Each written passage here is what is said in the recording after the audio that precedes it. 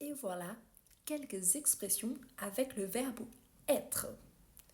Que le verbe être est le verbe le plus utilisé en français, on le sait déjà. Mais aujourd'hui, je vous présente quelques expressions avec ce verbe-là. Tout d'abord, être amoureux. Cela veut dire éprouver des sentiments romantiques envers quelqu'un. Par exemple, saviez-vous que Nicolas, après sa rencontre avec Julie, il est toujours amoureux d'elle? Être d'accord ou ne pas être d'accord. C'est justement pour montrer notre accord envers quelque chose ou le contraire. Je suis d'accord avec vous? Non, je ne suis pas du tout d'accord avec vous. Quand on parle du temps, on peut dire être à l'heure, être en retard ou être en avance. Quand j'ai un rendez-vous, je suis à l'heure, c'est-à-dire que si j'ai pris un rendez-vous à midi, j'arrive à midi.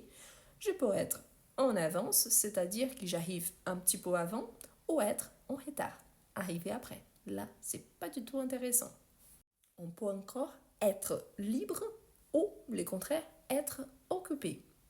Ce week-end, je pense que je suis libre pour partir en voyage, mais le week-end prochain, sûrement, je serai occupé. Ici, le verbe être au futur.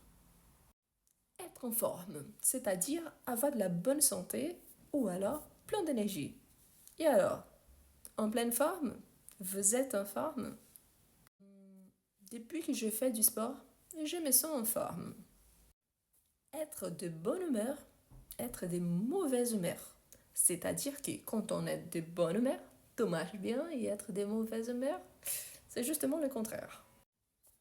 Être malade quand on ne va pas bien du tout. Donc, cette semaine, par exemple, j'étais malade et je suis encore un peu malade.